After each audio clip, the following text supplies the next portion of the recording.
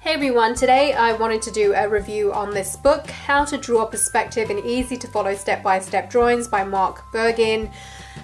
A few months ago, I decided that I wanted to learn in detail about perspective. It's something that I've never learned before, which might be a little bit difficult to believe considering that I've been drawing since I was 6, with the exception of the 8-year break that I took. I was a person who drew based on what I saw and what I felt was right, rather than someone who drew based on principles. But a few months ago, I decided I wanted to understand perspective, and I found this book online. I bought it because I thought it was a book for beginners, and I based my assumption on the reviews on Amazon, and also based on the fact that it says in easy to follow step-by-step drawings on the front. I don't know about you, but when I see the word easy, I think to myself, maybe it's for beginners. And when I see the word step-by-step drawings, I think to myself, the people who would need step-by-step drawings are beginners rather than people who are familiar with the concept. When I first started to read this, however, I realized that the book is not for beginners at all. And there's really 2 reasons for this. The first is that there aren't any step-by-step drawings in this, with the exception of this page right here, so page 14 and 15. So here the step-by-step is the author telling you how to add in the same person at different locations in the drawing. So to scale down the size of the person, or to scale up based on how close that person is to you in the drawing. On that basis, yes, this step-by-step is pretty good, but it does assume that you already know how to draw people or objects. So this isn't a book for beginners at all. This is for someone who is already familiar with basics on drawing, just not familiar with perspective. This, however, is the only page that has a step-by-step on it. All the rest are diagrams. They're not step-by-steps. So here, for example, we have animals in perspective, and you get the drawing of a horse with the perspective lines added in. So you get your horizon line, you get your vanishing point over here, and all the other lines to try and figure out the size of the horse. And you get that for pretty much everything else in this book. And that's not helpful in my view for someone who is a beginner.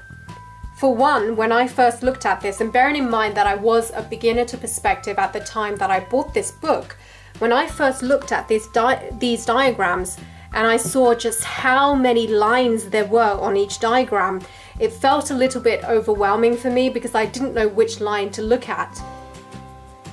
It was just a little bit too much, especially considering that I am mostly a visual learner. So when I first looked at this book and I looked at the diagrams, I put the book away. I just could not be bothered to use this book to learn about perspective.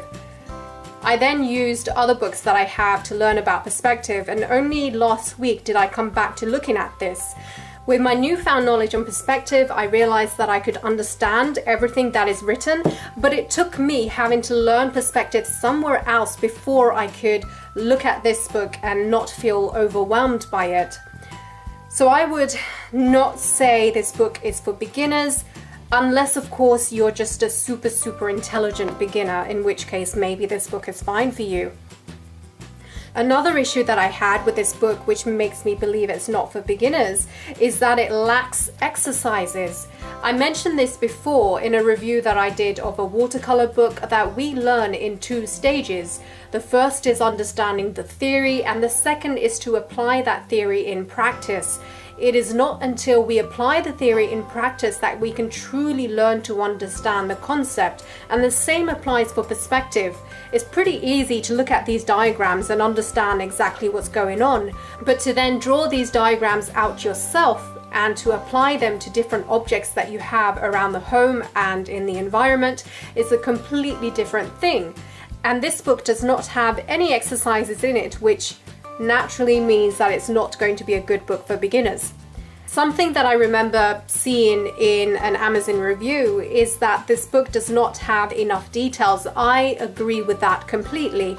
So for example, if I just flip to a random page, animals in perspective, you get 2 pages on that. And then you flip to the next page, boats and ships, you get 2 pages on that. Cars in perspective, 2 pages. All of these could have been dealt with in so much more detail, which again would have been better for a beginner. For someone, however, who is already familiar with perspective, I can see why this book may be a good reference point.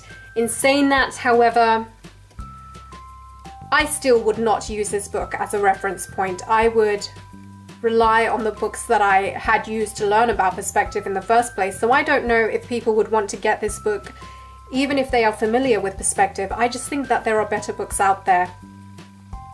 So my conclusion on this book is, if you are already familiar with perspective, this might be a good addition to your book collection.